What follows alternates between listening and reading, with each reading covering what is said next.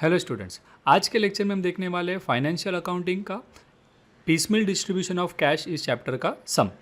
Students, इसके पहले के लेक्चर्स में हमने ऑलरेडी इस चैप्टर का कंसेप्ट कवर किया है, जहां पर पीसमिल डिस्ट्रीब्यूशन ऑफ कैश क्या होता है, राइट, और उसके सम्स को सॉल्व करने के क्या क्या स्टेप्स है वो हमने डिटेल में एक्सप्लेन किया था। तो अगर आपने वो लेक्चर नहीं देखा है तो इस वीडियो के डिस्क्रिप्शन में आपको वो लेक्चर का लिंक मिल जाएगा। पहले आप वो देख लीजिए, ताकि अगर आपको कंसेप्ट अच्छी तरीके से समझा है तो आप सम्स जो है वो इजीली सॉल्व कर पाएंगे। तो अब शुरू करते हैं क्वेश्चन। पहले हम लोग क्वेश्चन पूरा देख लेते हैं कि हमें क्या दिया गया है। सो क्वेश्चन में कहा है, Pandit, Sharma and Karma are partners sharing profit and losses in the ratio 4:2:1। Students, question read करके आपको समझना चाहिए कि कौन सी चीज़ें कहाँ पर यूज़ होने वाली है। ठीक है, हमने ऑलरेडी डिस्कस किया है कि इसके सम्स को सॉल्व करने के लिए हमें 3 स्टेप्स करने हैं। सबसे पहले स्टेटमेंट ऑफ एक्सेस कैपिटल बनाएंगे, उसके बाद ऑर्डर ऑफ लायबिलिटी लिखेंगे, and third one is statement of distribution, जहाँ पर हम लोग एक्चुअल में कैश की पेमेंट करते हैं सारे लायबिलिटीज़ होल्डर को, राइट। तो ये 3 चीज़ें हमें बनानी है। तो अभी इसमें से कौन सी इन्फॉर्मेशन कहाँ यूज़ होने वाली है वो आपको अंडरस्टैंड करना है। तो पहले आप देख पाएंगे कि क्वेश्चन में 3 पार्टनर्स के नाम दिए हुए हैं और उनके प्रॉफिट शेयरिंग रेशियो आपको दिया है। तो सबसे पहले ये आपका कहाँ पर यूज़ होता है, स्टेटमेंट ऑफ एक्सेस कैपिटल में, ठीक है ना। उसके बाद आपको दिया है, they decided to dissolve the partnership as on 31 March 2017 when their balance sheet was as under. तो आपको बैलेंस शीट यहाँ पे दिया हुआ है, राइट। अब बैलेंस शीट में आपको एसेट का साइड जो है, एसेट में आप देख पाएंगे अलग अलग अमाउंट है, वो आपके कोई यूज़ के नहीं होते, ठीक है। उसमें आपको खाली जो कैश और बैंक का अमाउंट दिया रहेगा वो आपको खाली क्या होगा, स्टेटमेंट ऑफ डिस्ट्रीब्यूशन के वक्त यूज़ होता है, ठीक है। क्योंकि ये एसेट बेचकर कितने पैसे आ रहे हैं वो आपको यहाँ पे देख पाएंगे आप, एडजस्टमेंट में दिया होता है। तो हमें सम में यही वैल्यूज़ जो है, फर्स्ट रियलाइजेशन, सेकेंड रियलाइजेशन जो दिया होता है, हमें उसी को यूज़ करना होता है, ठीक है। तो ये आपको एसेट के वैल्यू को यूज़ होने वाले नहीं है। आप लायबिलिटी साइड को अच्छी तरीके से देखेंगे, बिकॉज आपको सम में कॉलम जो बनाने होंगे स्टेटमेंट ऑफ डिस्ट्रीब्यूशन में, वो आपके कितने लायबिलिटीज़ है उस हिसाब से आप कॉलम्स बनाते हो, ठीक है। तो यहाँ पे आपको देखेंगे आप, पार्टनर्स कैपिटल दिया है आपको 3 पार्टनर का। इसके अलावा आपको यहाँ पर 10% लोन दिया है, बिल्स पेएबल दिया है और क्रेडिटर्स। तो यहाँ पे कैपिटल के अलावा ये बाकी के जो 3 लायबिलिटी आप देख रहे हो, ये आपके क्या है, आउटसाइडर लायबिलिटी है। ये क्या है, आपके आउटसाइड लायबिलिटीज़ है, ठीक है। तो इन सबको आपको क्या करना है, पे करना है। अब सम के वक्त मैं आपको बताता हूँ कि कॉलम्स हम लोग किस तरह से डिसाइड करेंगे, ठीक है। उसके आगे क्या दिया है देखिए, 1600 has to be provided for realisation expenses, ठीक है। तो रियलाइजेशन एक्सपेंसेस के लिए हमें कितना बोला है उन्होंने, 1600 साइड में रखना है। तो अगेन इसके ये भी हमें कहाँ यूज़ होने वाला है, स्टेटमेंट ऑफ डिस्ट्रीब्यूशन में। इसके अलावा आपको रियलाइजेशन के सारे अमाउंट्स दिए हुए हैं, तो वो भी हम लोग कहाँ पे यूज़ करते हैं, स्टेटमेंट ऑफ डिस्ट्रीब्यूशन में ही यूज़ करते हैं। पहला जो हमारा पार्ट है that is statement of excess capital, उसमें ये कोई भी चीज़ें यूज़ होती नहीं है। उसके बाद उन्होंने कहा the actual realisation expenses were 1000, ठीक है। तो अभी आप यहाँ पे देख पाएंगे कि रियलाइजेशन एक्सपेंसेस पहले 1600 दिया था, यहाँ पर उन्होंने बोला एक्चुअल में रियलाइजेशन एक्सपेंसेस 1000 रुपये ही हुए हैं।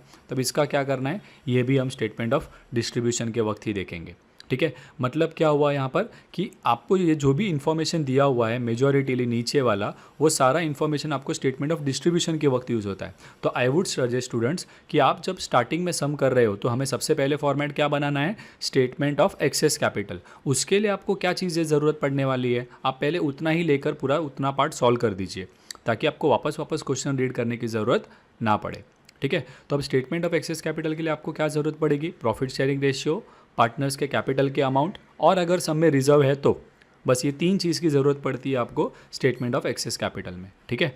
तो अभी आइए हम लोग सम सॉल्व करना शुरू करते हैं। सबसे पहले मैंने आपको बताया जैसे कि हम लोग सम सॉल्व करने के लिए यहाँ पर 3 स्टेप में सॉल्व करेंगे। सबसे पहले हम लोग बनाएंगे statement of excess capital, right. उसके बाद हम लोग लिखते हैं order of liability, and third one is statement of distribution, ठीक है। तो सबसे पहले यहाँ पर मैं हेडिंग ले लेता हूँ, स्टेटमेंट ऑफ एक्सेस कैपिटल। अब ये स्टेटमेंट ऑफ एक्सेस कैपिटल का फॉर्मेट देखिए फिक्स है, हर सम में हमें सेम फॉर्मेट बनाना है।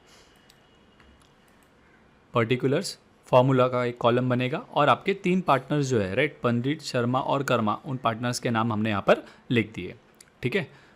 इसके बाद नेक्स्ट आपको क्या करना है, सबसे पहले स्टेटमेंट ऑफ एक्सेस कैपिटल का यहाँ पर पर्टिकुलर्स में भी ऑर्डर जो है वो फिक्स रहेगा। सबसे पहले आ जाता है आपका प्रॉफिट शेयरिंग रेशियो। तो क्वेश्चन में आपको प्रॉफिट शेयरिंग रेशियो दिया होगा पार्टनर्स का, वो आप लिख देंगे। तो यहाँ पर आपको प्रॉफिट शेयरिंग रेशियो दिया हुआ है 4:2:1। तो इसमें फर्स्ट पार्टनर यानी कि पंडित का 4 है, शर्मा का 2 है एंड कर्मा का 1, तो हम वो उनके उनके कॉलम में लिख देते हैं। पंडित के इसमें 4, शर्मा के इसमें 2 एंड कर्मा के इसमें 1। ठीक है, इसके बाद अब क्या होता है कि कभी कभी हम लोगों को कैपिटल का अमाउंट लेना है यहाँ पे। ठीक है, सो कैपिटल का बैलेंस जो दिया हुआ है आपको यहाँ पे आप देख पाएंगे, राइट। वो कैपिटल के अमाउंट्स आप क्या कर देंगे यहाँ पर तीनों पार्टनर्स के इसमें लिख देंगे, राइट। कभी कभी का जो मैं आपको कह रहा था वो है आपके रिजर्व्स। अब इस सब में अगर आपको रिजर्व दिया हुआ है तो आपको कैपिटल में रिजर्व क्या करना होगा, पार्टनर्स में डिस्ट्रीब्यूट करके ऐड करना होगा। बट इस सब में आपको रिजर्व नहीं दिया है तो आप उसको छोड़ दीजिए। ठीक है, जब आगे के क्वेश्चंस में आएंगे तब हम लोग नेक्स्ट सम्स में हम लोग उसको देखेंगे। तो अभी फ़िलहाल हमको रिजर्व नहीं है तो इसीलिए हम लोगों को ये 2 ही चीज़ें जो है वो कंसीडर करनी है। तो पहले आ जाता है हमारा प्रॉफिट शेयरिंग रेशियो, उसके बाद हम तीनों पार्टनर्स के कैपिटल के अमाउंट उनके उनके कॉलम में लिख देते हैं। इसके बाद आपका एक्सेस कैपिटल में नेक्स्ट क्या आता है, यूनिट कैपिटल। अब यूनिट कैपिटल का मतलब क्या होता है, 1 यूनिट मतलब 1। अब वो कैसे निकालते हैं यूनिट कैपिटल, तो उसका फॉर्मूला है कैपिटल का amount divided by profit sharing ratio. तो ईच पार्टनर का जो भी कैपिटल का अमाउंट है उसको आप उन्हीं के प्रॉफिट शेयरिंग रेशियो से डिवाइड करेंगे। तो यहाँ पे कैलसी ले लीजिए आप अपना, राइट, और आप खुद सॉल्व करके देखिए ताकि आपका ये प्रैक्टिस भी होता जाएगा। सो 2 लाख डिवाइडेड बाय 4 करना है यहाँ पर आपको। तो यहाँ पे पंडित का यूनिट कैपिटल कितना मिलेगा आपको, राइट। यहाँ पे मैंने फॉर्मूला लिख दिया आपके लिए कि step number 2 divided by step number 1 कर रहे हैं हम लोग। सो 2 लाख डिवाइडेड बाय 4 50,000। शर्मा के लिए 1,20,000 डिवाइडेड बाय 2 करेंगे तो आंसर मिलेगा 60,000। 40,000 डिवाइडेड बाय 1 करेंगे तो 40,000 ही आएगा, राइट। तो ये हमारा आ गया यूनिट कैपिटल। यूनिट कैपिटल के बाद आपको निकालना होता है बेस कैपिटल। अब ये बेस कैपिटल क्या होता है, तो आपके जो 3 पार्टनर्स के आपको यूनिट कैपिटल मिले हैं उनमें से जो भी लोअर वैल्यू होगा, लोएस्ट, राइट, वो लोएस्ट वैल्यू को हम लोग क्या कंसीडर करते हैं, हमेशा बेस कैपिटल कहते हैं, राइट। वो हमने ऑलरेडी कंसेप्ट में कवर किया हुआ है। सो जो भी तीनों में से छोटा होगा उसको हमें बेस कैपिटल करके यहाँ पे फॉर्मूला में लिख देना है, हमें तीनों में लिखने की ज़रूरत नहीं है। ठीक है, तो ये तीनों में देखेंगे आप 50, 60 और 40,000 में सबसे छोटा वैल्यू कौन सा है, 40,000। तो वो मैं यहाँ पे बेस कैपिटल करके लिख देता हूँ। अब इस बेस कैपिटल की मदद से हम लोग क्या फाइंड आउट करते हैं, प्रोपोर्शनेट कैपिटल। क्या निकालते हैं, प्रोपोर्शनेट कैपिटल। कि अगर हमने बेस 40,000 लिया है उसके हिसाब से पंडित का अगर शेयर 4 था तो 40,000 और 4 यूनिट है उसके, तो 40,000 इंटू 4 कितना पैसा उसको लाना चाहिए, वो उसका प्रोपोर्शनेट कैपिटल होगा।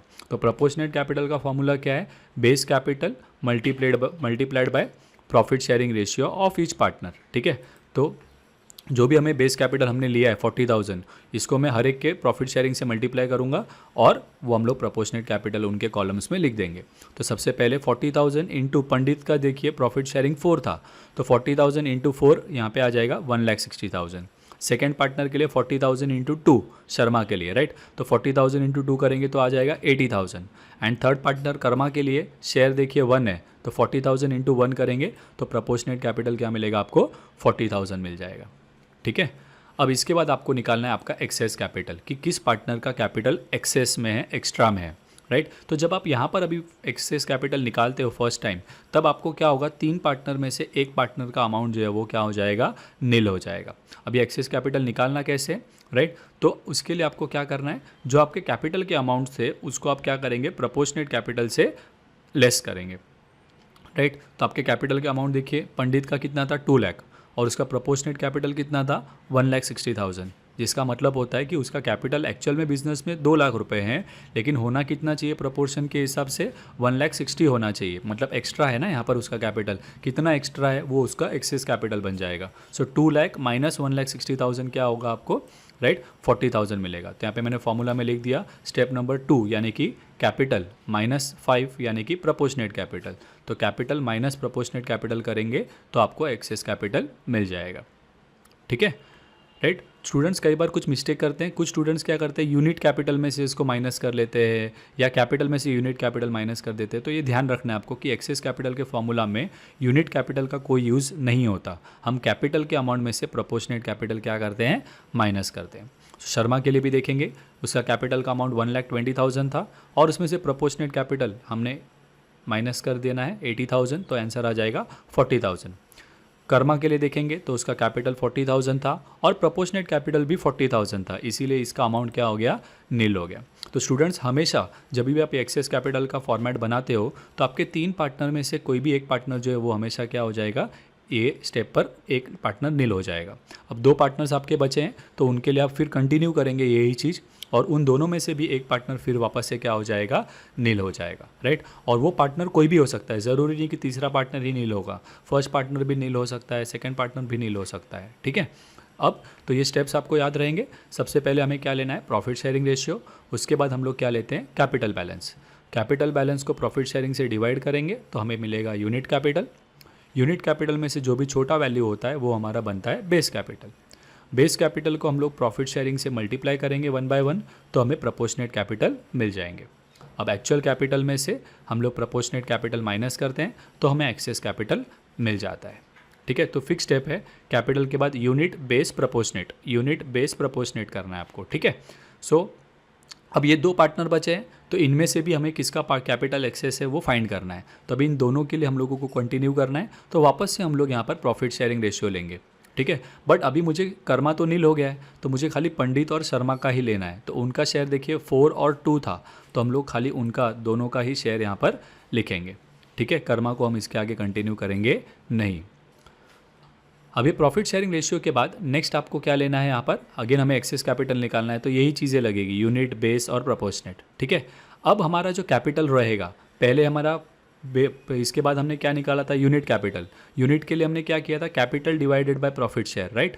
यहाँ पर अभी हम लोगों को यूनिट निकालने के लिए जो हमारा एक्सेस कैपिटल है वही हमारा कैपिटल का अमाउंट है, मान लीजिए, ठीक है। तो capital divided by profit share, तो 40,000 पंडित का देखिए कैपिटल था, एक्सेस कैपिटल डिवाइड बाय 4 करेंगे तो आपको यूनिट कैपिटल मिलेगा, राइट। बट इसको हम लोग न्यू यूनिट कैपिटल बोल रहे हैं, पहले हमने निकाला उसको यूनिट कैपिटल, अभी जो आया उसको new unit capital.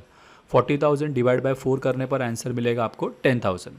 40,000 divide by 2 करने पर शर्मा के केस में आंसर कितना आ रहा है, 20,000, ठीक है।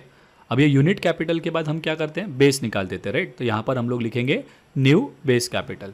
न्यू बेस कैपिटल कैसे निकालना है, तो यूनिट कैपिटल के जो दो वैल्यूज़ मिले हैं उसमें से आप क्या करेंगे, लोवेस्ट वैल्यू जो है यानी छोटा वैल्यू जो है वो कंसीडर करते हैं, राइट। तो यहाँ पर इन दोनों में छोटा कौन सा है, 10,000, तो हम लोग बेस कैपिटल में 10,000 ले लेते हैं, ठीक है। बेस कैपिटल के बाद हमें नेक्स्ट क्या निकालना होता है, प्रोपोर्शनेट कैपिटल। अब ये कैसे निकालते हैं हम लोग, तो base capital multiplied by share, तो ये दो पार्टनर्स के शेयर से हम लोग बेस कैपिटल को मल्टीप्लाई करेंगे तो हमें दोनों का प्रोपोर्शनेट कैपिटल मिल जाएगा। 10,000 इंटू 4 करने पर आएगा आंसर 40,000, 10,000 इंटू 2 करने पर आंसर आ जाएगा 20,000।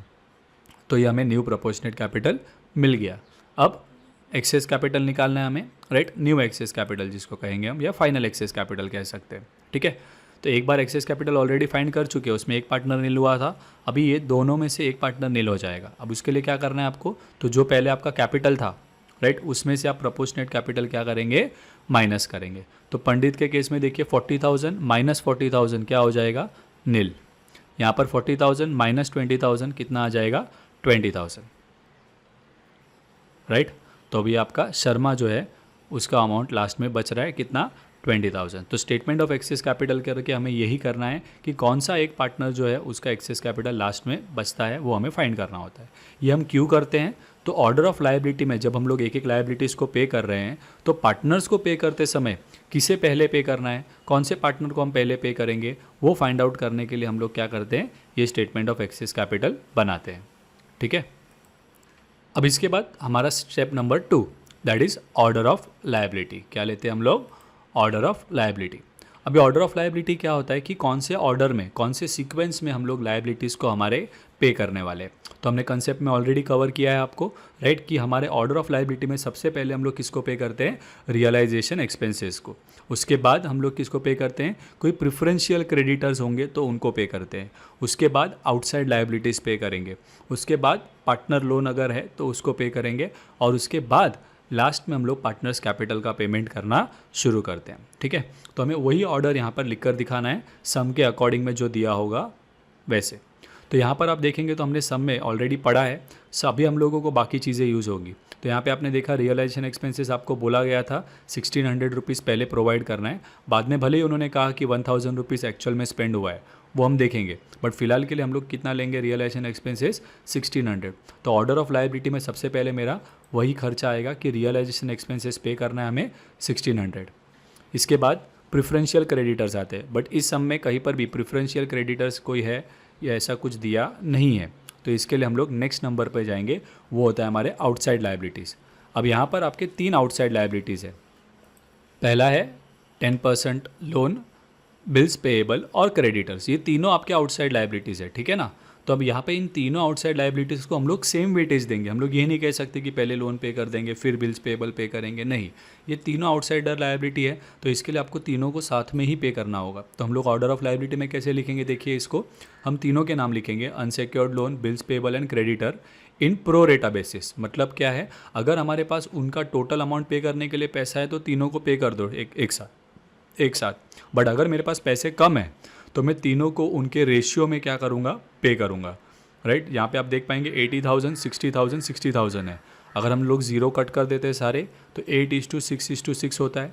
इसका अगर रेशियो बनाएंगे तो आपको एक रेशियो मिलता है, उस रेशियो में हम लोगों को क्या करना है, उसको पे करना है। तो इसको क्या आ जाता है, प्रो रेटा बेसिस, यानी कि जिसका अमाउंट ज़्यादा है उसे हम लोग पैसे में ज़्यादा शेयर देंगे, जिसका अमाउंट कम है उसे थोड़ा कम देंगे, बट क्लियर करना है हमको, ठीक है।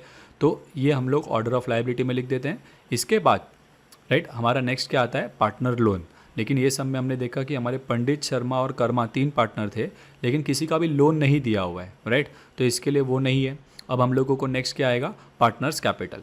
अब पार्टनर्स कैपिटल में हर सम में आप याद रखिए कि आपको पार्टनर्स कैपिटल में 3 स्टेप में पे करना होगा पार्टनर्स को, राइट। सबसे पहले आप किसी एक पार्टनर को पे करोगे, फिर आप 2 पार्टनर्स को पे करोगे, और फिर जो भी पैसे बचेंगे वो आपको तीनों पार्टनर्स को उनके प्रॉफिट शेयरिंग रेशियो में बांटना होता है। तो अभी कैसे पता चलेगा कि पहले किस पार्टनर को पे करना है, तो इसके लिए हमने ये स्टेटमेंट ऑफ एक्सेस कैपिटल बनाया था। तो यहाँ पर फाइनल एक्सेस कैपिटल अगर आप देखेंगे तो आपको पता चला कि शर्मा का कैपिटल एक्स्ट्रा था कितना, 20,000। इसका मतलब पार्टनर्स कैपिटल पे करते समय सबसे पहले हम किसको पे करेंगे, शर्मा को पे करेंगे, ठीक है। और कितना पे करना है वो अमाउंट भी यहाँ से ही मिल जाएगा आपको, 20,000 है। तो हम लोग वो लिख देंगे, फर्स्ट पे टू शर्मा 20,000। इसके बाद आपको 2 पार्टनर्स को पे करना है, तो उसके लिए आप क्या करेंगे, इसके पहले वाला एक्सेस कैपिटल जो था वो लेंगे।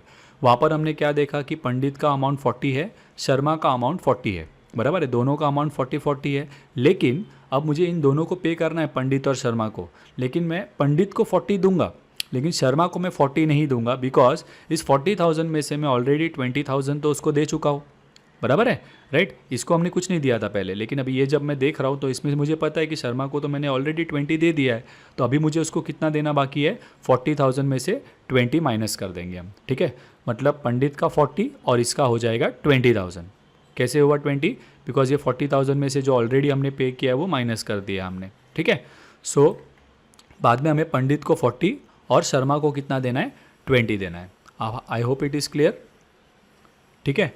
और इसके बाद राइट तो ये 2 एक्सेस कैपिटल को आपको यूज़ करना होता है, पहले किसी एक पार्टनर को, फिर 2 पार्टनर को, और अभी जो भी पैसा बचेगा वो हम तीनों पार्टनर्स को, पंडित, शर्मा और कर्मा, तीनों को बांटेंगे 4:2:1 के रेशियो में, ठीक है। तो वो हम लोग यहाँ पर लिख के दिखा देंगे कि बैलेंस 2। सो इसके बाद अब जो भी पेमेंट बचेगा, पैसे बचेंगे हमारे पास, वो हमें तीनों पार्टनर्स को उनके प्रॉफिट शेयरिंग रेशियो में पे करना है। तो हम लोग यहाँ पे लिख देंगे right, balance to Pandit, Sharma and Karma in the ratio 4:2:1। तो उनके प्रॉफिट शेयरिंग रेशियो में जो भी पैसा होगा, राइट, ये दोनों पेमेंट होने के बाद जो भी पैसे हमारे पास बचेंगे वो हम तीनों पार्टनर्स में उनके प्रॉफिट शेयरिंग रेशियो के हिसाब से बांटेंगे। तो ये हुआ हमारा ऑर्डर ऑफ लायबिलिटी। तो हमारे 3 स्टेप में से 2 स्टेप ये है, एक हम लोग स्टेटमेंट ऑफ एक्सेस कैपिटल करते हैं और दूसरा हम लोग ऑर्डर ऑफ लायबिलिटी लिखते हैं, ठीक है। तो यहाँ तक क्लियर है आप सबको। तो अभी हम लोग आ जाते हैं हमारे 3rd स्टेप पर, that is statement of distribution. अब स्टेटमेंट ऑफ डिस्ट्रीब्यूशन के लिए आपको ऑर्डर ऑफ लायबिलिटी ज़रूरी है, क्योंकि इसके ऑर्डर में ही आपको क्या करना है, वहाँ पे डिस्ट्रीब्यूशन करना होगा पैसे का, ठीक है। इसके अलावा कौन से लायबिलिटीज़ के अमाउंट है वो आपको लिखने पड़ेंगे। तो मैं अभी आपको फॉर्मेट दिखाता हूँ। तो हमें जो चीज़ें ज़रूरत पड़ने वाली वो मैं आपके लिए ले लेता हूँ। अभी हमें स्टेटमेंट ऑफ एक्सेस कैपिटल की ज़रूरत नहीं पड़ेगी, हमने वो लेकर यहाँ पे ऑलरेडी ये लिख दिया हमने। तो अभी स्टेटमेंट ऑफ एक्सेस कैपिटल की ज़रूरत नहीं पड़ेगी, मैं आपके अंडरस्टैंडिंग के लिए बता रहा हूँ। एग्जाम में आप कैसे करेंगे, आपको 1, 2 और बाद में डायरेक्टली स्टेटमेंट ऑफ डिस्ट्रीब्यूशन बनाना है, ठीक है। बट यहाँ पर यही चीज़ मैं आपको वहाँ पे स्टेटमेंट ऑफ डिस्ट्रीब्यूशन में क्या क्या ज़रूरत पड़ने वाला है वो ले रहा हूँ। तो ये हमने ऑर्डर ऑफ लायबिलिटी लिखा और हम लोग क्वेश्चन जो है मैं यहाँ पे आपके लिए यहाँ पे लेता हूँ, बिकॉज कुछ चीज़ें हमें क्वेश्चन में से देखनी होगी, ठीक है। अब हम लोग आ जाते हैं 3rd हमारा format, that is statement of distribution. Okay, statement of distribution का फॉर्मेट देखिए किस तरह से होगा। पहले कॉलम समझ लीजिए, हमने कंसेप्ट में ऑलरेडी कवर किया था, राइट, बट यहाँ पे मैं आपको बता देता हूँ। तो हम लोग क्या करेंगे, पर्टिकुलर्स हमेशा फिक्स रहेगा, एक अमाउंट का कॉलम रहेगा जो हमेशा क्या रहेगा, फिक्स होगा। तो पर्टिकुलर्स और अमाउंट ये आपको बनाना है। इसके अलावा जो भी आपके सम के अंदर आप देखेंगे कि आउटसाइड लायबिलिटीज़ है, उनके हिसाब से कॉलम बनेंगे। यहाँ पे आपने देखा कि 3 आउटसाइड लायबिलिटी थे, इसीलिए मैंने 3 कॉलम बनाए। अगर 2 ही आउटसाइड लायबिलिटी है तो हम 2 ही बनाएंगे, एक ही आउटसाइड लायबिलिटी तो हम एक ही बनाएंगे। ठीक है, उसके बाद आपके 3 पार्टनर थे तो वो 3 पार्टनर्स के कॉलम हमेशा सम में रहेंगे। ठीक है, राइट। तो सब में जो भी हमारे लायबिलिटीज़ है जिनको हमें पे करना है, उन सभी का हमें क्या करना होता है, इस तरह से कॉलम बनाना होता है। I hope it is clear, right. तो ये है हमारा फॉर्मेट स्टेटमेंट ऑफ डिस्ट्रीब्यूशन का। अब इसमें स्टार्ट कैसे करना है देखिए। तो स्टेटमेंट ऑफ डिस्ट्रीब्यूशन मतलब क्या होता है कि जो भी पैसे हमें एसेट्स बेचकर आ रहे हैं, उस पैसे से हमें क्या करना है, हमारे ये सारे लायबिलिटीज़ हम लोगों को इस ऑर्डर में पे करने हैं। तो हम लोगों को कितने कितने पैसे आए वो हमें क्वेश्चन में दिया होता है। ये आप जो देख रहे हो, realisation, second realisation, third realisation, ये आपके एसेट्स बेचकर जो पैसे आ रहे हैं वही उन्होंने दिया है कि फर्स्ट लॉट ऑफ एसेट बिका तो अमाउंट आया इतना, सेकंड लॉट बिका तब इतना अमाउंट आया, थर्ड लॉट बिका तो इतना अमाउंट आया, राइट। तो इसीलिए मैंने आपको कहा कि ये एसेट्स के वैल्यू आपको सब में यूज़ होने वाले नहीं होते। क्यों? क्योंकि एसेट्स कितने में बिके हैं वो अमाउंट यहाँ पे आपको दिया होता है। ठीक है, तो अभी शुरू करते हैं हम लोग स्टेटमेंट ऑफ डिस्ट्रीब्यूशन। सबसे पहले हम स्टेटमेंट ऑफ डिस्ट्रीब्यूशन में बैलेंस लिखेंगे। क्या लिखेंगे? बैलेंसेस। तो हमें ये सारे लायबिलिटीज़ जो है इनका बैलेंस यानी कि कितना अमाउंट हमें पे करना है वो हम लोग लिख देते हैं। और साथ ही ये जो अमाउंट है वो एक्चुअली हमारा कैश का बैलेंस होता है। ठीक है, कि मेरे पास जो भी पैसे आएंगे और उसमें से मैं पेमेंट करूंगा वो मैं इसी कॉलम में शो करने वाला हूँ। तो इसीलिए मैं अमाउंट के कॉलम में बैलेंसेस लिखते समय क्या लिखूंगा, मेरा कैश बैंक का कॉलम, कैश बैंक का अमाउंट। तो यहाँ पे देखिए, मुझे बैलेंस शीट में मैंने आपको इसीलिए स्टार्टिंग में ही कहा था कि हमारे एसेट्स में से हमें खाली कैश और बैंक का अमाउंट ही यूज़ होने वाला है, बाकी एसेट्स के अमाउंट हमारे लिए यूज़ होते नहीं है।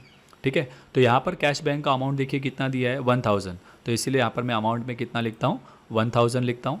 और बाकी जो मेरे 10% लोन, बिल्स पेएबल, क्रेडिटर है वो मैं एज इट इज़ यहाँ पर जो दिया हुआ है वो मैं लिखूँगा। तो मेरा 10% लोन मुझे कितना दिया था, 80,000। बिल्स पेएबल कितना दिया था, 60। क्रेडिटर कितना दिया था, 60, राइट। इसके अलावा पार्टनर्स के कैपिटल दिए हुए हमें 2 लाख, 1,20,000 और 40,000, हम लोग ये लिख देते हैं। ठीक है, तो यहाँ पर मैंने सेम टू सेम लिखा है। बट कभी कभार आप देखेंगे कि अगर सम में यहाँ पे रिजर्व नहीं था, बट अगर रिजर्व होता है तो हमारे स्टेटमेंट ऑफ एक्सेस कैपिटल जो हमने बनाया था उसमें हम लोग एडजस्टेड कैपिटल निकालते हैं, यानी कैपिटल के अमाउंट्स में रिजर्व्स को ऐड कर देते हैं और फिर एक टोटल अमाउंट मिलता है। उन अमाउंट्स को आपको क्या करना होता है, लेना होता है। बट इस सम में रिजर्व नहीं था, इसीलिए हमने डायरेक्टली क्या किया है, कैपिटल के अमाउंट्स को लिया है। ठीक है, तो ये स्टेप नंबर 1 हमारा इसमें हो गया। यानी स्टेटमेंट ऑफ डिस्ट्रीब्यूशन में पहले हम लोग क्या ले लेते हैं, सारे बैलेंसेस लिख देते हैं। ठीक है, अब आगे बढ़े, अब हम लोग पेमेंट करना शुरू करते हैं। तो ऑर्डर ऑफ लायबिलिटी अगर आप देखेंगे तो ऑर्डर ऑफ लायबिलिटी में देखिए सबसे पहले नाम किसका दिया हुआ है, रियलाइजेशन एक्सपेंसेस कितना अमाउंट का है, 1600।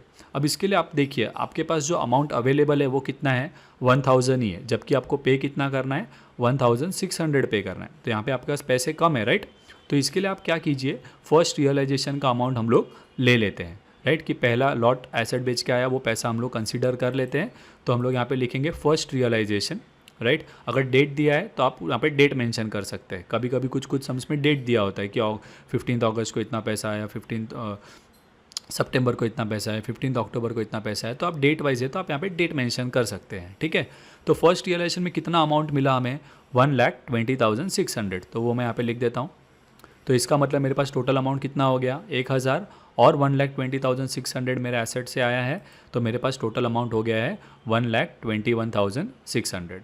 अभी इस अमाउंट से मुझे लायबिलिटी पे करने स्टार्ट करना है, राइट।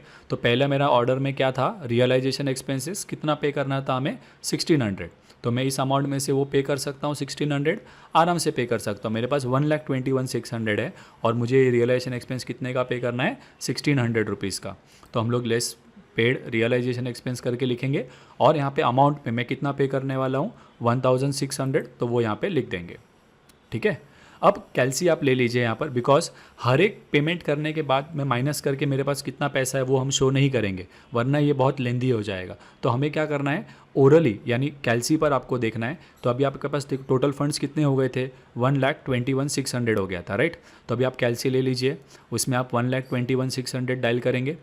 उसमें से अभी आपने कितना पे किया, 1,600 पे किया है, राइट। तो अभी आप माइनस कीजिए उसमें कैलसी में, तो 1,21,600 माइनस 1600 कीजिए तो आपको कैलसी में दिखेगा 1,20,000। इसका मतलब है कि अभी आपके पास कितना पैसा बचा है, तो जो भी पेमेंट करोगे उसमें से माइनस करते जाएंगे तो आपको पता चलेगा कि आपके पास कितना पैसा बचा है। तो अभी हमारे पास 1,20,000 है, बराबर। अब ऑर्डर ऑफ लायबिलिटी में देखिए नेक्स्ट नंबर किसका है, तो हमारा नेक्स्ट नंबर है अनसिक्योर्ड लोन, बिल्स पेएबल और क्रेडिटर। ये तीनों को आपको साथ में ही पे करना है, राइट। मैंने आपको पहले ही कहा कि ये तीनों आउटसाइड लायबिलिटीज़ है तो इक्वल सबको क्या करना है, आपको पे करना होता है। आप ये नहीं बोल सकते कि मैं किसी एक लायबिलिटी को पहले पे कर देता हूँ सर, बाद में दूसरे को करूँगा, ऐसा नहीं होगा। हमें तीनों को साथ में ही पे करना होगा, ठीक है। तो अब यहाँ पे देखिए ज़रा एक बार चेक कीजिए कि वो तीनों का अमाउंट मिला के कितना हो रहा है, राइट। तो यहाँ पर अगर आप देखेंगे तो 80,000, 60,000 और 60,000, यहाँ पे भी आप देख सकते हो 80, 60 और 60, तो टोटल अमाउंट हो जाता है आपका 2 लाख रुपए। लेकिन हमारे पास 2 लाख नहीं है, हमारे पास कितना अवेलेबल था कैश, आपने कैलसी में लिया है ना, 1,21,600 माइनस 1,600, हमारे पास 1,20,000 है। लेकिन मुझे इन तीनों का अमाउंट मिलाऊंगा तो कितना पे करना पड़ेगा, 2 लाख। बट मेरे पास तो 2 लाख नहीं है, तो मैं क्या करूँगा, पूरा तो इनको पे कर सकते नहीं है, राइट। तो अब हम उसको कैसे पे करेंगे, हमारे पास तो टोटल 1,20,000 ही है, तो मैं 1,20,000 इन तीनों को बांट दूंगा। बट कैसे बांटेंगे, तो हमने कहा था प्रो रेटा बेसिस। अब यहाँ पर ये प्रो रेटा बेसिस क्या होता है, तो यहाँ पर आप देखेंगे तो उनका अमाउंट्स देखिए कितना कितना है, 80,000, 60,000, 60,000, राइट। इसमें अगर आप कॉमन जीरो सारे कट कर दीजिए तो आपका रेशियो क्या बनेगा, 8, राइट, 6 और 6, और ये सेम टेबल में जाते हैं, राइट, किसके, 2 के। तो मैं क्या कहूँगा, 2 4 जा, 2 3 जा और 2 3 जा, मतलब इन तीनों लायबिलिटीज़ का रेशियो क्या है आपस में, 4:3:3। तो मेरे पास अगर पैसे कम है तो मैं वो जो भी अमाउंट मेरे पास अवेलेबल है 1,20,000, इस अमाउंट को मैं इन तीनों में कौन से रेशियो में बांटूंगा, 4:3:3 में बांटूंगा, ठीक है। अब कैसे करना है, तो कैलसी पे आप क्या करेंगे, अब अमाउंट को डिस्ट्रीब्यूट करना है आपको, कितने को डिस्ट्रीब्यूट करना है, यहाँ पे को 1,20,000 को डिस्ट्रीब्यूट करना है, राइट। आपको क्या करना है, 1,20,000 को डिस्ट्रीब्यूट करना है। तो आप कैलसी पे कैसे करेंगे, 4, 3 और 3, तो 4 + 3 कितना होता है आपका, 10, बराबर है। तो 4, 3 और 3 अगर आपका 10 हो रहा है तो आपको क्या करना है, यहाँ पर पार्टनर के लिए आप लेंगे 4/10, फिर नेक्स्ट पार्टनर के लिए आप लेंगे 3/10 और थर्ड पार्टनर के लिए भी आप लेंगे 3/10। सो 1,20,000 इंटू, ये आपको सॉल्व करना है तीनों के लिए, ठीक है। तो 1,20,000 डिवाइड बाय 12, हम लोग कैलसी पे डायरेक्ट कर सकते हैं, बट मैं खाली आपको अंडरस्टैंडिंग के लिए बता रहा हूँ कि हम लोग एक अमाउंट को तीनों पार्टनर्स में क्या कर रहे हैं, डिस्ट्रीब्यूट कर रहे हैं, ठीक है। अब कैलसी पे आप डायरेक्ट कैसे कर सकते हो, तो 1,20,000 डिवाइड बाय 10 कीजिए, फिर इंटू एक 4 करेंगे एक बार, तो आपको आंसर मिलेगा, राइट।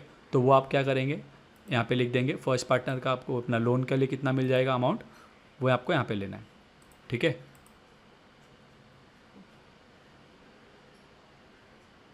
48,000 आ जाएगा, 36,000 दूसरे पार्टनर का आएगा और तीसरे पार्टनर का भी 36,000 आ रहा है, ठीक है।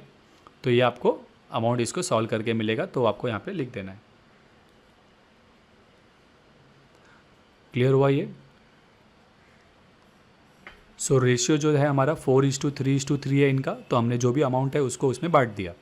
मेरे पास कम पैसे थे, अगर मेरे पास 2 लाख होते तो मैं उनका जितना अमाउंट था वो दे देता, बट मेरे पास अमाउंट कम था तो इसीलिए हमने क्या किया, इसको रेशियो में उनको बांट दिया। अभी मेरे पास पैसे क्या हो गए, देखिए नील हो गए होंगे, क्योंकि 1,21,600 में से पहले मैंने 1,600 पे किया, फिर मेरे पास 1,20,000 था तो वो मैंने इन तीनों को दे दिया, राइट। तो अभी मेरे पैसे ख़त्म हो गए, तो अभी मैं क्या करूँगा, बैलेंस लिखूँगा। जब भी हमारे रियलाइजेशन के पैसे ख़त्म हो जाएंगे तो हम लोग बैलेंस निकालेंगे। बैलेंस का मतलब क्या है, आपके पास कितना पूरा सबका बैलेंसेस क्या है। तो अमाउंट का बैलेंस तो देखिए नील हो गया रहेगा आपका। लोन की बात करें तो पहले 80,000 उसका लायबिलिटी था, उसमें से हमने उनको कितना पे किया, 48,000 पे किया है, राइट। तो अभी कितना बचेगा, 32,000, ठीक है। उसके बाद 60,000 में से इसको 36 पे किया तो कितना बचेगा, 24,000। वैसे ही क्रेडिटर्स के लिए भी 24,000। और ये 3 पार्टनर्स का बात करें तो अभी तक हमने इनको कुछ पे किया नहीं है, इसीलिए इनका अमाउंट एज इट इज़ ही रहेगा, 2 लाख, 1,20,000 और 40,000, ठीक है। I hope it is clear. अब सेम हम लोग क्या करते हैं, अभी हमारे पैसे ख़त्म हो गए, बाकी लोगों का पेमेंट बाकी है ना अभी, राइट। तो अभी हम लोग सेकेंड रियलाइजेशन लेंगे। तो हमेशा यही करना है, रियलाइजेशन लेना है, पेमेंट्स करना है, पैसे खत्म होंगे, फिर नेक्स्ट रियलाइजेशन लेना है। तो अभी मैं सेकेंड रियलाइजेशन लेता हूँ। सेकेंड रियलाइजेशन हमारे कितने अमाउंट का था, 1 लाख, तो मैं यहाँ पे ले लेता हूँ। अब ऑर्डर ऑफ लायबिलिटी में देखिए हम कहाँ पर थे। हमने पहले फर्स्ट स्टेप में पूरा 1600 पे कर दिया था। अब हम लोग सेकेंड स्टेप पर थे जहाँ पर हम लोग ये 3 आउटसाइड लायबिलिटीज़ को पे कर रहे थे। लेकिन लास्ट टाइम हमने कितना पे किया उनको, 1,20,000 पे किया था, जबकि उन तीनों का अमाउंट कितना था, टोटल 2 लाख था। मतलब हमने अभी तक ये लायबिलिटी कंप्लीट किया नहीं है। जब तक इनका अमाउंट्स क्लियर नहीं होते तब तक हम लोग नेक्स्ट नंबर पर जाएंगे नहीं। ठीक है, तो अभी मुझे इन तीनों को पे करने के लिए कितना बाकी है पैसा, तो 32,000 प्लस 24 प्लस 24, इतना पैसा उनका और देना बाकी है ना हमें। तो जब भी वो क्लियर हो जाएगा तभी हम नेक्स्ट पर जाएंगे। ठीक है, सो 32 प्लस 24 प्लस 24, ये कितना आएगा आपका 80,000। ठीक है, ये तीनों का मिलाएंगे टोटल तो कितना आ रहा है आपको 80,000 आएगा। मतलब आपको उनको अभी 80,000 और देना बाकी है, राइट। और एक लॉजिक है कि आप इन तीनों का टोटल देखिए, पहले 2 लाख था, लास्ट टाइम आपने 1,20,000 पे किया था तीनों को, तो 80,000 उसमें बचा था, तो वो 80,000 हम लोग अभी क्लियर करेंगे। तो जैसे आपके पास रियलाइजेशन में से पैसे आएंगे तो हमें कंटिन्यू करना है वो लायबिलिटी को पे करना। तो अभी उनका 80,000 बचा था, राइट, तो हम लोग वो 80,000 क्या कर देंगे, तीनों में बांट देंगे। अगेन कैसे बांटेंगे, तो उनके रेशियो में ही बांटेंगे हम लोग, राइट। सो 4 या रेशियो 4:3:3 में बांटिए, या आप कहेंगे कि ये 32, 24, 24 उनका दे देते हैं तो भी वही होने वाला है, ठीक है, क्योंकि 80 का ब्रेकअप ही है ये तीन अमाउंट्स। तो इसका 32,000 क्लियर हो जाएगा, इसका 24 क्लियर हो जाएगा और इसका 24 क्लियर हो जाएगा। ठीक है, सो हम लोग ऑर्डर ऑफ लायबिलिटी में पेमेंट करते करते आते हैं। तो सबसे पहले हमने रियलाइजेशन एक्सपेंस पे किया था, फिर हमें ये लायबिलिटीज़ पे करने थे, लेकिन लास्ट टाइम हमारे पास अमाउंट कम था तो जितना अमाउंट था वो हमने पे किया। फिर सेकेंड रियलाइजेशन में जैसे ही पैसे आए तो हमने बोला कि ठीक है, आपका जितना बचा हुआ पैसा है पहले वो हम लोग क्लियर करते हैं। तो हमने उनका 80,000 जो बचा था वो उनको पे किया। अब अगर मैं मेरा कैश का बैलेंस देखूंगा तो कैलसी लीजिए, आपके पास देखिए फर्स्ट रियलाइजेशन में नील हो गया था, बराबर। उसके बाद आपके पास कितने पैसे आए हैं, 1 लाख, तो 1 लाख ले लेंगे कैलसी में। उसमें से आपने अभी कितना पे किया, 80,000 पे किया। अब आपके पास कितना पैसा बचा है, 20,000 बचा हुआ है। ठीक है, तो अब ये 20,000 में ऑर्डर ऑफ लायबिलिटी में देखिए नेक्स्ट नंबर किसका है, ये क्लियर हो गया, इन तीनों का पूरा पेमेंट क्लियर हो गया। अब मैं आ जाता हूँ नेक्स्ट नंबर पे, दैट इज़ शर्मा को हमें पे करना था 20,000, और हमारे पास यहाँ पर अभी अमाउंट अवेलेबल भी 20,000 ही है, राइट। सेकेंड रियलाइजेशन में 1 लाख में से 80 हमने पे कर दिया है, हमारे पास 20,000 ही है और शर्मा का अमाउंट भी 20,000 का ही था, तो हम लोग उसको पे कर देते ही है, राइट। तो पेड टू शर्मा कितना, 20,000। अब मैं इस शर्मा को पे कर रहा हूँ तो मैं कौन से कॉलम में लिखूंगा, शर्मा के कॉलम में यहाँ पे दिखाऊंगा 20,000 लिख पे किया। ये हम ब्रैकेट में क्यों लिख रहे हैं, बिकॉज जो बैलेंस होगा उसमें से ये अमाउंट हमने पे किया है तो वो माइनस करके हम लोग शो करेंगे। ठीक है, सो अभी जैसे ही मैं शर्मा को 20,000 पे करता हूँ तो मेरा अमाउंट वापस से क्या हो जाएगा, नील हो जाएगा, क्योंकि सेकेंड रियलाइजेशन में से मुझे 1 लाख मिला था, उसमें से 80 मैंने वो लायबिलिटीज़ को दे दिया और पंडित को मैंने बचा हुआ 20 जो था वो दे दिया। तो अभी वापस से मेरा बैलेंस नील हो गया, तो हम लोग बैलेंसेस निकालेंगे। तो अमाउंट का बैलेंस तो हमारा नील हो जाएगा। बाकी की बात करें तो देखिए अर्लियर लास्ट टाइम बैलेंस कितना था इनका, 32, उसमें से हमने इस टाइम 32 दिया, मतलब ये नील हो गया, राइट। बिल्स पेबल का 24 था बैलेंस, उसमें से हमने 24 दिया तो नील हो गया। वैसे ही क्रेडिटर्स का भी 24 - 24 नील हो जाएगा। पंडित को अब तक हमने कुछ पे नहीं किया है तो इसीलिए इसका बैलेंस 2 लाख का 2 लाख ही रहेगा। शर्मा का बैलेंस 1,20,000 था, लेकिन हमने उसको अभी इस टाइम कितना पे किया, 20,000 पे किया, इसीलिए इसका बैलेंस कितना हो जाएगा, अभी 1 लाख हो जाएगा। 1,20,000 - 20,000 कर रहे हैं, ठीक है। और कर्मा को भी कुछ भी पेमेंट नहीं हुआ है अब तक, इसीलिए उसका अमाउंट भी कितना आ जाएगा, 40,000 आ जाएगा। अब हम लोग नेक्स्ट रियलाइजेशन लेंगे, राइट। बैलेंस खत्म हुए, जैसे आप बैलेंस निकाल लेते हो फिर आपको नेक्स्ट रियलाइजेशन लेना है। तो अभी थर्ड रियलाइजेशन हमारा कितना अमाउंट का था, देखिए 1,58,000। अब आपको क्या करना है, ये 1,58,000 में से आगे पेमेंट कंटिन्यू करना है। तो देखिए ऑर्डर ऑफ लायबिलिटी में हम कहाँ पर थे, रियलाइजेशन एक्सपेंसेस डन था, आउटसाइड लायबिलिटीज़ पे हो चुके थे। आपने लास्ट टाइम 20,000 शर्मा का पे किया, राइट। तो अभी आपको क्या करना है, नेक्स्ट अमाउंट से ये नेक्स्ट वाली लायबिलिटी यानी पंडित का 40 और शर्मा का 20 हमें पे करना है। तो पंडित का 40 और शर्मा का 20 यानी टोटल मुझे कितना देना है, दोनों को 60,000 देना है टोटल। तो मेरे पास उतना पैसा है क्या, देखिए। तो हाँ, हमारे पास थर्ड रियलाइजेशन से कितना पैसा आया है, 1,58,000, जबकि हमारे ऑर्डर ऑफ लायबिलिटी में से नेक्स्ट जो अमाउंट है उन दोनों का टोटल करें तो 60,000 आ रहा है। तो आराम से हम लोग ये दोनों अमाउंट क्या कर सकते हैं, पे कर सकते हैं। तो हम लोग वो पेमेंट करते हैं। तो हम लोग नेक्स्ट लिखेंगे अभी paid to Pandit and Sharma. 40 और 20 टोटल कितना पे करने वाले हम लोग, 60 पे करने वाले, राइट। तो हम लोग यहाँ पे 60 लिखेंगे और उसमें वो जो ब्रेकअप है कि 40 पंडित का और शर्मा का 20, वो हम उनके कॉलम्स में दिखाएंगे कि ये 60 में पंडित का 40 है और शर्मा का 20 है, ठीक है। अब आप कैलसी ले लीजिए, आपके पास थर्ड रियलाइजेशन से कितना पैसा आया, 1,58,000। उसमें से आपने पंडित और शर्मा को कितना दिया, 60,000 दिया। तो अभी आपके पास कितना पैसा बचेगा, माइनस कीजिए तो आपको आंसर मिलेगा 98,000, राइट। तो अभी आपके पास 98,000 अवेलेबल है, राइट। और ऑर्डर ऑफ लायबिलिटी में नेक्स्ट नंबर किसका है, देखिए ये हो गया पंडित और शर्मा का, क्लियर हो गया ना। अब हमारे ऑर्डर ऑफ लायबिलिटी में नेक्स्ट क्या कहता है कि अभी जो भी पैसा बचेगा वो हम लोगों को तीनों पार्टनर्स में 4:2:1 में डिस्ट्रीब्यूट करना है, ठीक है। सो अभी हमारे पास कितना पैसा बच रहा है, 98। तो हम लोग पे टू ऑल करेंगे तीनों को in their profit sharing ratio, ठीक है। सो 98,000 है मेरे पास, वो मैं तीनों को दूंगा। तो अब ये 98,000 को मुझे डिवाइड करना पड़ेगा रेशियो में 4:2:1। तो कैसे करेंगे, 4 + 2 + 1 टोटल कितना होगा, 7।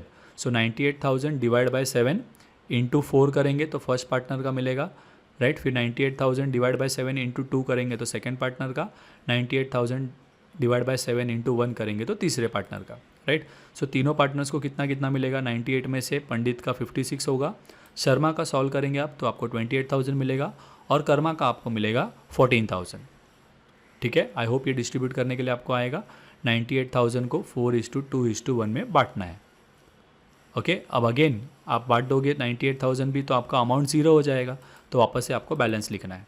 और अब यहाँ पे ऑलरेडी हम देख चुके हैं इनका अमाउंट्स तो नील हो गया हमारा, राइट। सो वो आपको लिखने की ज़रूरत नहीं है वापस से। पंडित के केस में देखिए पहले 2 लाख था, उसमें से हमने इस टाइम उसको 40 दिया, फिर 56 दिया, तो ये दोनों अमाउंट माइनस करते हैं हम लोग। तो 2 lakh minus 40,000 minus 56 will give you 1,04,000, right. Sharma के केस में 1 लाख था, उसमें से 20,000 और 28 माइनस करना है हमको, तो 1 लाख माइनस 20,000 माइनस 28,000 आंसर मिलेगा 52। यहाँ पर इसके केस में 40,000 में से हमने 14,000 पे किया, तो इसका आंसर आ जाएगा आपको 26,000, ठीक है। अब थर्ड रियलाइजेशन कंप्लीट हो गया है। अब आपका नेक्स्ट रियलाइजेशन आ जाएगा फोर्थ रियलाइजेशन। अब फोर्थ रियलाइजेशन में कितना अमाउंट आया देखिए, 55,400, तो हम लोग ने यहाँ पे वो ले लिया। अब फोर्थ रियलाइजेशन आपका लास्ट रियलाइजेशन है, राइट। तो ये आपके लिए बहुत ही इंपॉर्टेंट रोल प्ले करता है, तो ध्यान से सुनिए। तो फोर्थ रियलाइजेशन, लास्ट रियलाइजेशन के वक्त हमें क्या करना है, हम लोग ऑर्डर ऑफ लायबिलिटी के हिसाब से पेमेंट तो करेंगे, बट लास्ट रियलाइजेशन जो होता है वो आपके सारे एडजस्टमेंट का रियलाइजेशन होता है। मतलब क्या, इसके बाद आगे कोई रियलाइजेशन होने वाला है नहीं, तो अगर कुछ एडजस्टमेंट्स है तो आपको वो इसी में करने होते हैं, ठीक है। अब एडजस्टमेंट्स क्या है यहाँ पर, तो देखिए हमने एक बात किया था कि रियलाइजेशन एक्सपेंसेस 1600 दिया था, लेकिन उन्होंने क्वेश्चन में ये भी कहा था कि रियलाइजेशन एक्सपेंसेस एक्चुअल में कितना हुआ है, 1,000 रुपया ही हुआ। मतलब क्या, जब स्टार्ट हुआ डिस्ट्रीब्यूशन करना तो हमने अज्यूम किया कि रियलाइजेशन में हमारा 1,600 रुपया क्या होगा, यूज़ होगा, और उसके लिए हमने माइनस भी कर दिया। लेकिन एक्चुअल में सारे रियलाइजेशन होने के बाद हमें पता चल रहा है कि एक्चुअल में 1,000 रुपीज़ ही यूज़ हो रहा है। इसका मतलब 600 रुपया क्या हो गया, बच गया आपके पास। 600 रुपीज़ एक्सेस है ना आपके पास, राइट, क्योंकि आपने 1,600 रुपीज़ साइड में रखे थे, जबकि स्पेंड कितना हुआ है, 1,000 ही हुआ। मतलब आपके पास 600 रुपये बचे हैं। तो वो 600 रुपये बचे हुए आप लास्ट रियलाइजेशन के टाइम क्या कर सकते हो, यूज़ कर सकते हो। क्यों, क्योंकि इसके बाद और कोई रियलाइजेशन तो होने वाला है नहीं, तो फिर खर्चा किस लिए होगा, राइट। सो वो लास्ट रियलाइजेशन के अंदर वो जो गैप है, राइट, 1,600 और 1,000 का, वो 600 रुपीज़ में यहाँ पे क्या कर देता हूँ, ऐड कर देता हूँ, ठीक है। और अगर समझिए इन केस आप कहेंगे कि सर अगर ज़्यादा खर्चा हुआ होता तो यहाँ पे 1,600 दिया, लेकिन यहाँ पे उन्होंने बोला एक्चुअल स्पेंड 2,000 हुआ, तो आप क्या करेंगे, 400 रुपये एक्स्ट्रा स्पेंड हो गया, राइट। तो आप लास्ट रियलाइजेशन में से वो 400 क्या कर दोगे, माइनस कर दोगे, क्योंकि उतना अमाउंट स्पेंड हुआ आपके पास, राइट। यहाँ पे एक्स्ट्रा बच गया, इसके लिए हमारे पास जो भी पैसा अवेलेबल है 55,400, उसमें 600 रुपया और मिल गया हमको, ठीक है। तो मेरे पास टोटल अमाउंट कितना हो जाएगा, 56,000 हो जाएगा। और अब मैं ऑर्डर ऑफ लायबिलिटी में कहाँ पर हूँ, हम लोगों ने देखो पार्टनर्स कैपिटल में शर्मा को दे दिया, पंडित शर्मा को भी दे दिया था। लास्ट टाइम हमने 98,000 था, वो हमने प्रॉफिट शेयरिंग में बांटा था, राइट। तो अभी हम लोग लास्ट लेवल पर ही है, तो अभी जो भी पैसे आने वाले हैं वो तीनों में डिस्ट्रीब्यूट होने वाले हैं, ठीक है।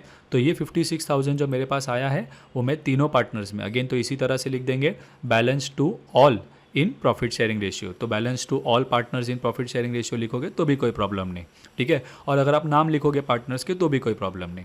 तो तीनों पार्टनर्स को प्रॉफिट शेयरिंग रेशियो में पे करते हैं। तो 56,000 को हमें 4:2:1 में बांटना है। तो 56,000 लेता हूँ, राइट। पंडित का अमाउंट कैसे निकालेंगे इसमें 56,000 डिवाइड बाय 7 इंटू 4 करेंगे तो पंडित का अमाउंट मिलेगा आपको 32,000। 56,000 डिवाइड बाय 7 इंटू 2 करेंगे तो आपको आंसर मिलेगा शर्मा का। 56,000 डिवाइड बाय 7 इंटू 1 करेंगे तो आपको आंसर मिलेगा कर्मा का 8,000। ठीक है, अब आपका देखिए पेमेंट हो गया, 56,000 था आपके पास फोर्थ रियलाइजेशन के बाद और उसमें से 56 पे कर दिया तो अभी आपका अमाउंट नील हो जाएगा। तो अभी मुझे यहाँ पे बैलेंस लिखना है, बट ये लास्ट है आपका, राइट। तो यहाँ पे अगर आप देखेंगे तो पंडित का अमाउंट देखिए लास्ट टाइम बैलेंस कितना था 1,04,000 और इस टाइम हम कितना दे पा रहे हैं 32,000 उसको खाली दे पा रहे हैं। तो अभी भी और पैसा हमें उनको देना बाकी है, राइट। लेकिन हमारे पास तो रियलाइजेशन ख़त्म हो गया, इसके बाद कोई और रियलाइजेशन यानी कि पैसे आने वाले नहीं है। इसका मतलब क्या हुआ, ये पार्टनरशिप फर्म के अंदर उन पार्टनर्स का पेमेंट पूरा हो पाया नहीं है। देना 1,04,000 और था बट हमने लास्ट में 32,000 ही दिया और इसके बाद तो पैसे आने वाले हैं नहीं, मतलब पार्टनर्स को अनपेड बैलेंस रह गया है। तो हम लोग यहाँ पे लिखते समय क्या लिखेंगे, अनपेड बैलेंस लिखेंगे। तो 1,04,000 में से 32,000 हमने दिया, राइट। यहाँ पे अमाउंट तो नील हो जाएगा और 72,000 अभी हमें और पे करना बाकी था, लेकिन अभी रियलाइजेशन ख़त्म हो गई, मतलब और पैसा आने वाला नहीं है, इसीलिए इस बैलेंस को क्या कहा जाएगा, अनपेड बैलेंस। ठीक है, वैसे ही 52,000 में से 16,000 पे किया तो इसमें अनपेड बैलेंस 36,000 आ जाएगा। 26,000 में से 8,000 पे किया तो यहाँ पे अनपेड बैलेंस आपको 18,000 मिलेगा। ठीक है, हाँ, बट अगर समझिए कि ये बैलेंस माइनस करने का यहाँ पे नेगेटिव में अगर आंसर आ रहा है फाइनल आंसर्स आपको, तो हम लोग कहेंगे कि सरप्लस बैलेंस। नेगेटिव में जा रहा है मतलब हमने उनको ज़्यादा पे किया, देना था 1,04,000 लेकिन यहाँ पे अगर अमाउंट बड़ा है तो आपको नेगेटिव जाएगा आंसर, तो उस केस में हम लोग क्या बोलेंगे, सरप्लस पेड। वैसे क्वेश्चंस भी हम लोग आगे देखेंगे, कोई प्रॉब्लम नहीं। यहाँ पे इस क्वेश्चन के हिसाब से हमें इस तरह से इसको शो करना होगा। ठीक है, तो ये हुआ हमारा last step, that is statement of distribution. तो स्टूडेंट्स 3 स्टेप में हमें सम सॉल्व करना है। पहला स्टेटमेंट ऑफ एक्सेस कैपिटल, दूसरा हम लोग ऑर्डर ऑफ लायबिलिटी लिखते हैं और फिर ऑर्डर ऑफ लायबिलिटी की मदद से हम लोग क्या करते हैं, स्टेटमेंट ऑफ डिस्ट्रीब्यूशन बनाते हैं। ठीक है, तो आई होप आपको ये क्वेश्चन जो है वो समझा होगा। तो यहाँ पे हमारा ये जो सम है वो कंप्लीट हो जाता है। सो स्टूडेंट्स, अब आप हमारे व्हाट्सएप ब्रॉडकास्ट ग्रुप को भी ज्वाइन कर सकते हैं for free notes, assignment and all the latest updates related to exams. To join the free WhatsApp group आपको जो है आपका नाम, क्लास और आपका लोकेशन का नाम इस व्हाट्सएप नंबर पर सेंड करना है and you will be added to the WhatsApp broadcast. तो अगर आपको हमारे ये लेक्चर्स पसंद आते हैं तो हमारे वीडियोज़ को लाइक और कमेंट करें और इन्हें अपने फ्रेंड्स के साथ शेयर करना ना भूलें।